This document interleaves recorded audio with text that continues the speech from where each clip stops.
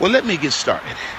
As a man thinketh in his heart, so is he. Now that's a broad, that's a big principled statement there. As a man thinks, so he is, or so she is. Whatever is on your mind will produce fruit in your life. And your focus is everything. See, like there are a lot of you that are watching me right now. I promise you, if you just listen to me, there's some things I'm going to say to you in a few minutes that are going to literally change your whole perspective in your day. What I have learned through trial and error and through much pain is that my focus, let me put it this way. My emotional state is a direct reflection. It's a mirror image of my focus.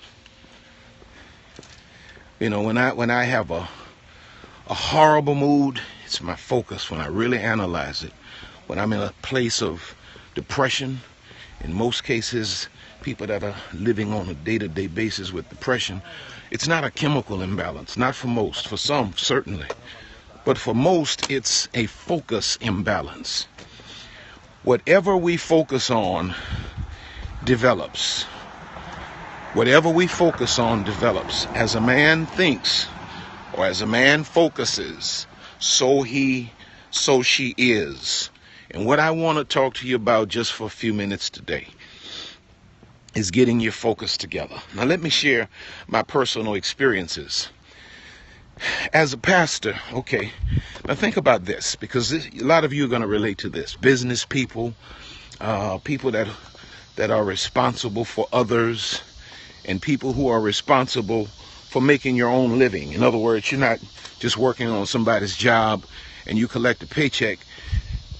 You have to wake up every day and you have to be motivated because other people's livelihood is resting on your shoulders as well as your own in your family. And what I've discovered as a pastor, because a pastor, that's basically what a pastor is. Pastor is a self-employed, even though he works technically for the church, everything rises and falls based on, his performance, his ability to motivate, encourage, cast vision, organize, and all of those kinds of things. And so there are a lot of things that have to work from week to week for a pastor's ministry or life to be a success. Now, if you get some pastors that are honest, very few pastors can check off everything every week that is really important and say, okay, we hit it 100% on this. We hit it 100% on that. A lot of weeks we miss it. Some weeks for instance, from Sunday to Sunday, first thing I'm concerned with is, Lord, what do you want me to deliver? How do you want me to say it? Next thing I'm concerned with is, Lord, let somebody receive what I say and come to you. Let a backslider return. Let a sinner be converted. Let those that are supposed to be planted in this ministry, let them plant. Third thing I'm concerned about is, Lord, encourage the people to tithe and give. Give me the right words to motivate the people to give and to tithe so that we can, number one, pay these bills around this church, which are ridiculous. People don't realize how much it takes to run a church. And not only is it important to pay the bills, but it's important to press the vision forward. You can't go forward in ministry if you don't have money. So from any week to week, from Sunday to Sunday, I'm concerned with, hearing God, delivering what God told me the right way, people receiving it and coming to God and the church's financial well-being being, covered. Well, if we get there and I preach and nobody comes down the aisle, there's this thing in your mind. If I get there and we preach, somebody comes down the aisle, the word was, people come down the aisle, but then I go back and I think about, man, my word wasn't that, I didn't feel my word today. Or people come down the aisle, the word was good, but the money's half of what it needs to be. I have the choice to make. Am I going to sit here from Sunday afternoon all the way to next Sunday and just stew over what didn't happen? Am I going to focus on what didn't happen? Or am I going to now cast my focus into next week and begin to make some adjustments and focus on what can happen, what will happen tomorrow? There are many of you who are watching this right now, and you're in a mentally unhealthy place because you just don't know how to move on. You don't know how to move on. You don't know how to let the play be busted. Let me use some football terminology. Let the play be busted. Get back to the huddle, call a new play, run a new play, and succeed the next time. In life, you're not going to have all successes. It's not going to be just a constant stream of success, success, success, success. You're going to have those failures. If you focus on the failures, you know what's going to happen? You're going to continue to fail. You will always produce what you're focused on. So I've learned to forget those things which are behind and to press forward into what's in front of me. I've learned to quickly put to bed those disappointments, those things that have broken my heart. I've learned to quickly put those things to bed and now immediately start planning for, now how are we going to make this better next week? What can we do? In fact, about it, what I do is, if one part of whatever I'm focused on doesn't work, I obsess over the parts that did. I obsess over the parts that did. And I find motivation, I find encouragement from the parts that did work. How many of you that are watching me right now who are consumed, your minds are consumed with the one thing that didn't work, and you've given no cognitive attention to all of the parts that have worked or that did work? See, your motivation, your encouragement has to be generated from the inside.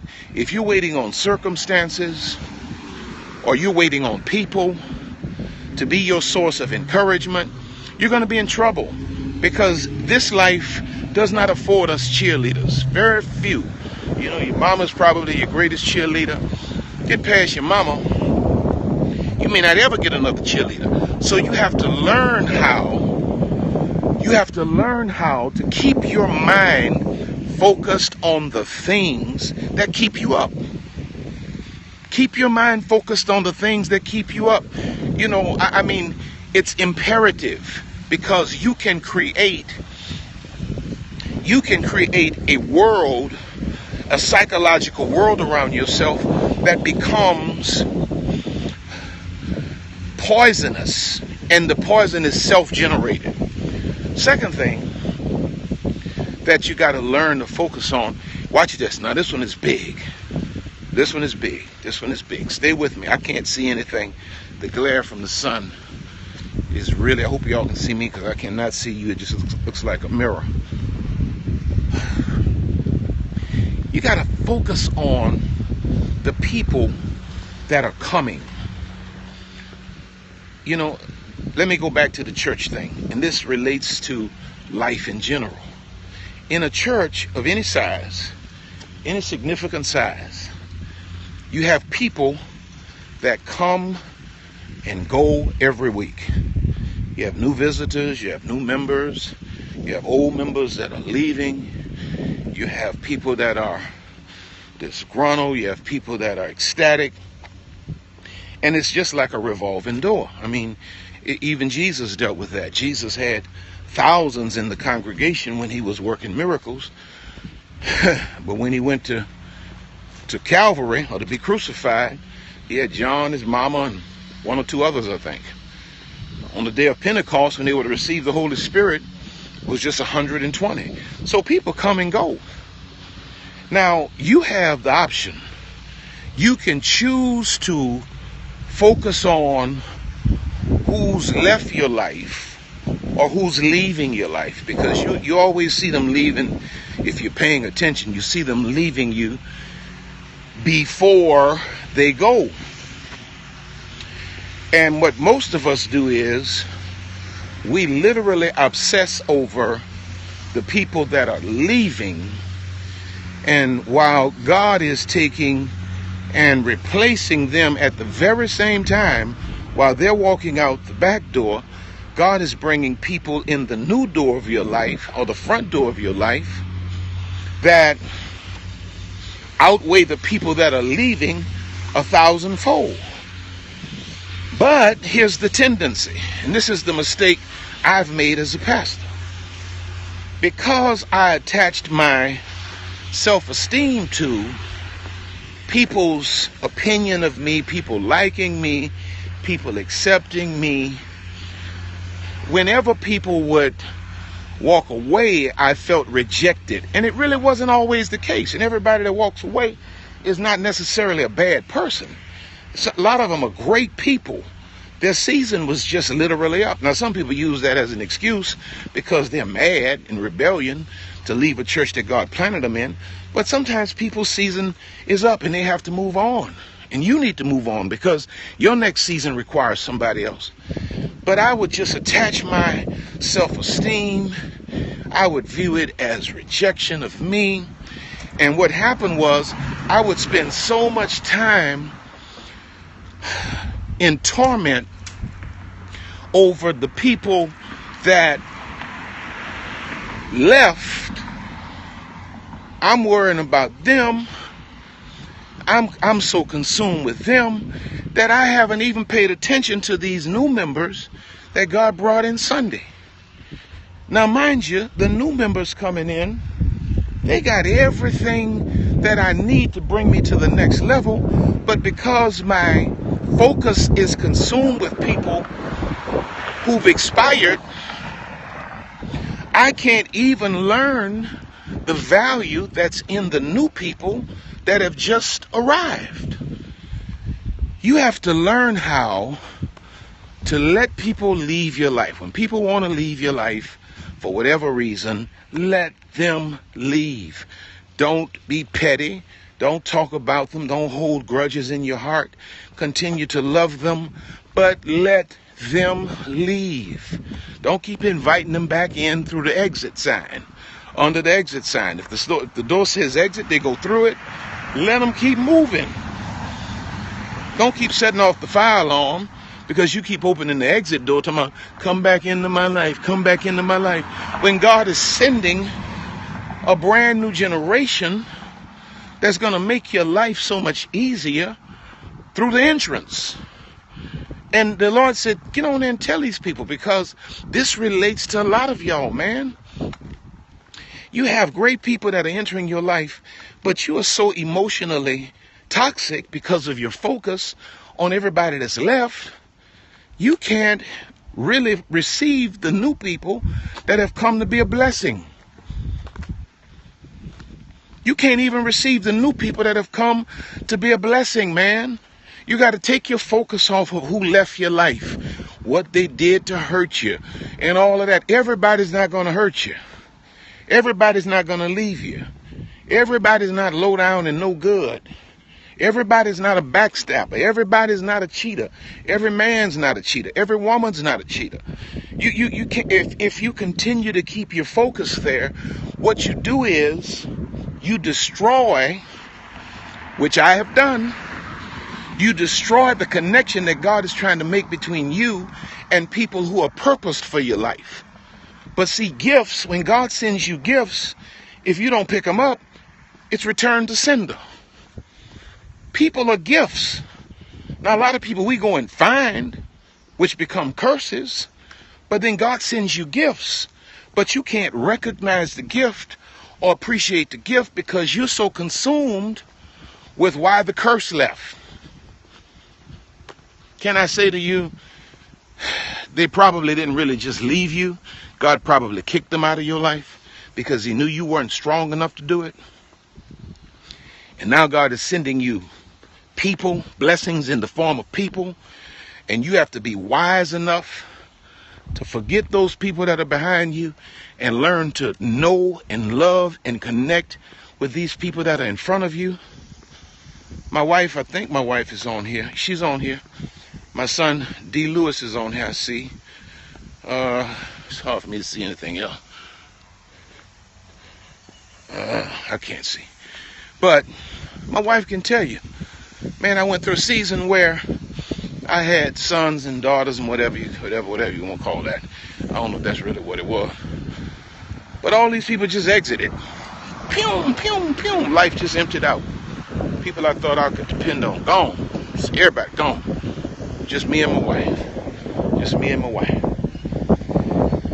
And so I said, I don't want nothing else to do with none of this. I don't want no more so-called sons, daughters. I don't want none of that. Let me just do my ministry, me and my wife, my family. And when I finish my course, I'm going to die and go on to heaven. I'm done with all that. I don't want no more relationships. The Lord said, no, you can't do that. Because I got a brand new generation that I'm bringing into your life. Well, why did I feel that way? Why did I feel that kind of bitterness? It was because I was still attached to who had gone. My focus was still on who had gone. Now, those people moved on, went to other churches, did whatever they're doing, and some of them are doing extremely well, and I thank God for it. And I thank God I've never been a petty person that would go around and talk about people publicly. I never, whatever I might have felt, I always kept it to myself. I'm a person, I don't believe in burning bridges. I don't care how weak the bridge is. Leave it stand for as much as it can stand. And the Lord said, no, you're not going to shut your life off like that. I got a brand new generation I'm bringing to you. I see my niece on here, I think it is, T.C. Cooper. I haven't even used her resources that she's made available to me. My point is this. God has given me a generation of young people that are making my mission, how you doing, and my vision so easy. They have all of the expertise, all of the knowledge, all of the resources, all of the connections. And if I did not get rid of, or God did not empty my life of those other people who were really, in a lot of instances, not all, just kind of draining, just draining, they were receivers. They really had nothing to deposit. They certainly couldn't help me at the level I'm at now. I wouldn't have all of these wonderful sons and daughters. I wouldn't be in a position to receive them, who are making my life and ministry something I always dreamed of. Your vision that God gives you is not necessarily something that's within the context of your expertise. You're going to need people to facilitate it. But if you want to hold on to the old people, and that's where your focus is, what will happen is you will allow God to send gifts into your life in the form of people, and you will spoil the gift. You'll ruin the gift, and the gift will be returned to sender, and you will have missed a divine connection because you were focused on someone or people that have expired. So your focus has to be everything, man. Your focus has to be everything. You got to also focus on what you're saying. You got to focus on what you're saying. Your words can no longer be random. Your words have to be intentional. And when you find yourself beginning to release words that don't coincide with your character, or don't, coincide with your destiny, who God has called you to be, you got to pull that stuff back, because a lot of you are so focused negatively. You got to That mind has to be not conformed to this world, but be transformed by the renewing of your mind. Your mind has to be renewed to think positive things and to speak only those things that edify. There's some of you that are squandering opportunities because of your speech. People are listening to you, but because your focus is negative, you're spending all of this time with gossipers and people that, their profession is to just know the business of others and spread it. That stuff pollutes you. And so where your speech should be edifying, now your speech is destructive. And so now your speech is betraying you because you're misrepresenting who God has called you to be. But your speech is a reflection of your what? Focus. So, now let me add this here, because I think this is important. And I'm done. You cannot look across the street and focus on what somebody else has mastered and try to be what you see. You have to go inside. Your only competition in life is a competition with the vision that God has put in you. Who has God made you to be? Compete with that image. Every day, wake up and compete with that image. Never find yourself in competition with what another man has done, or another man or another woman is doing. Compete with the vision of your heart. Don't try to be everything. Focus on what God has called you and empowered you to be and to do. I'm not trying to be T.D. Jakes. I can't preach like that. I ain't got no problem with that. I can preach like R.C. Blake's though. I'm not trying to be anybody else. I'm focused on what I see on the inside. My father had a saying that I think is powerful. He says, sometimes we're looking so much we don't see. And sometimes you have to close your eyes to really see. What you need to be focused on is not out here. It's not out here. It's in here. It's in here. God has shown you something. Compete with that. Stop focusing on him and her and what they're doing and how they're doing it. Learn from them, but focus on who you are and compete with that vision. Master that vision. Maximize that vision. Keep that vision before you day and night. Don't turn to the left or the right, but stay right there and be of good courage. And you will make your own way prosperous. And then you will have good success. But you got to learn to focus on you. Stop worrying about me. Stop trying to be, somebody else. Be you. 100% you. Learn to focus on who you are. Some of you preachers, you may need to stop listening to so many preachers because your sermon becomes just a symphony of other personalities. Find your authentic voice and focus on that and be the best you can be. Because you know what? You can't ever fail at being you. And nobody else can ever do you better than you do you. But you have to become your focus. See, I'm in a season in my life where I'm not trying to prove anything to anybody.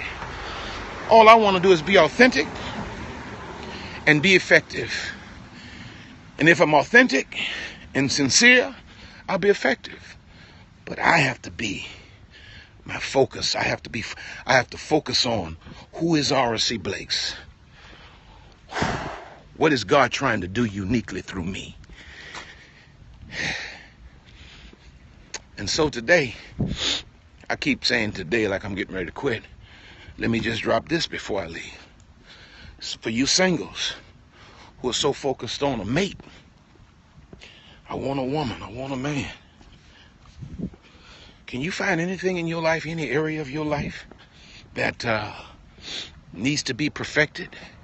If you got areas of your life that are not in order, you got things more important to focus on than a man or a woman. Why are you worrying about a woman and you ain't got no money?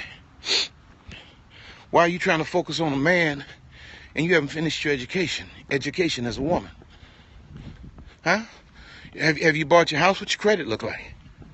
I'm just trying to show you. Your life many times is in a miserable place because your focus is not in the right posture. There are a lot of things you need to be focused on other than, sex and somebody in the bed with you. You ain't even got no bed to get in. You almost homeless. And you worrying about a man or woman? You need a job. You need stability. You need security. Your focus, man. Your focus. Your focus.